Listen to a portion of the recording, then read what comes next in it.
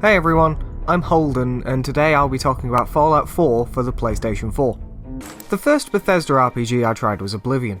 I played it for around half an hour, hated it, and immediately took it back to the store I'd bought it from. I just couldn't get into the story. My friend at the time recommended that I try Fallout 3 instead, as he thought it might be easier for me to get into, and he was totally right.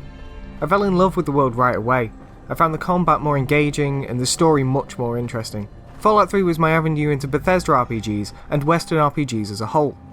I didn't play either of these games until way after release, around the time the Fallout New Vegas Ultimate Edition came out, so I picked that up on Steam soon after, and that was where my love for Fallout really took hold.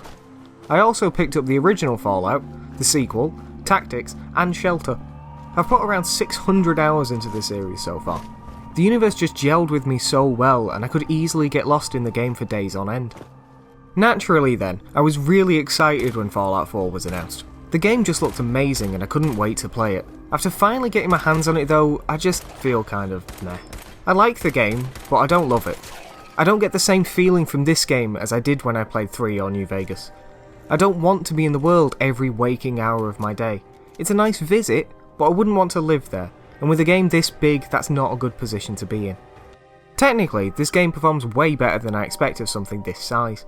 The loading times are very long, but this allows for a huge, seamless open world, so it's more than a worthwhile trade-off. There are some frame rate issues, but they are rare, mostly when fighting large groups of enemies with explosives in the rain. I've had a few issues just randomly walking down corridors too, but I've not had enough to really bother me.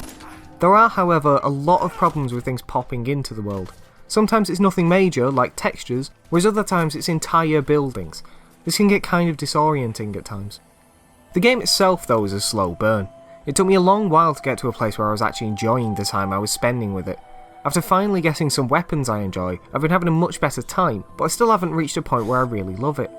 Because of that, I don't have the same intense desire to play the game as I did with previous entries in the series. I pick it up, and after a few hours I put it down and go and do something else. I think my main complaint about the game is that it seems much more difficult than I expected. I'm playing the game at the same difficulty I've played every other Bethesda game, except I'm dying constantly. To counteract this, I'm also saving constantly, but this really breaks my immersion. The problem is a combination of large groups of enemies and the prevalence of radiation. In the prior games I found it much easier to deal with the radiation, but it's so common here that I rarely have full health, which makes fighting the enemies much more difficult.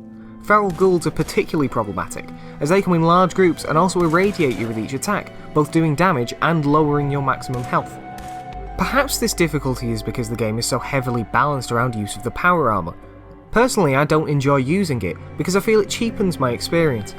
When I play a game like this, I want to be the only person who could take on my role, and I want that to be because I have skills no one else has.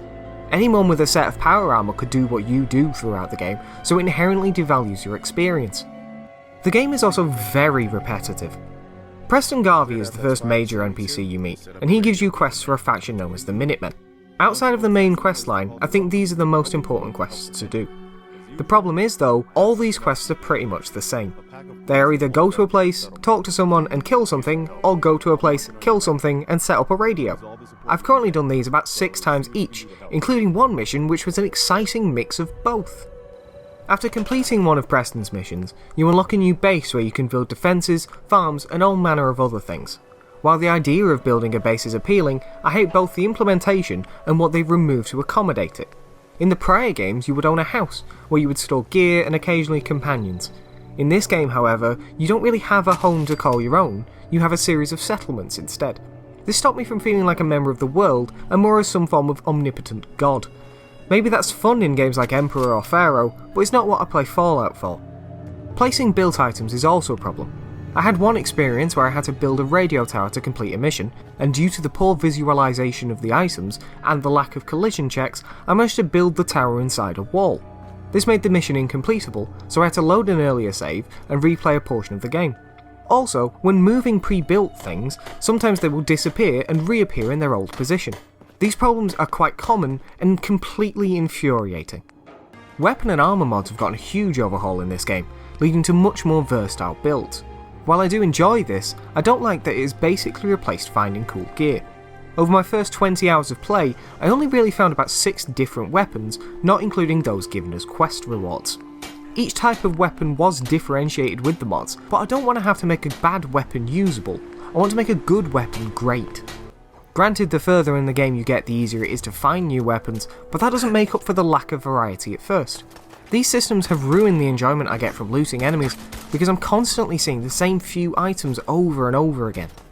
When using any of these systems, the world around you continues to move. This can get really annoying when the people in your base keep moving around when you need to assign them to a resource, or repeating the same 2 lines of dialogue over and over again when you're modding a large number of weapons.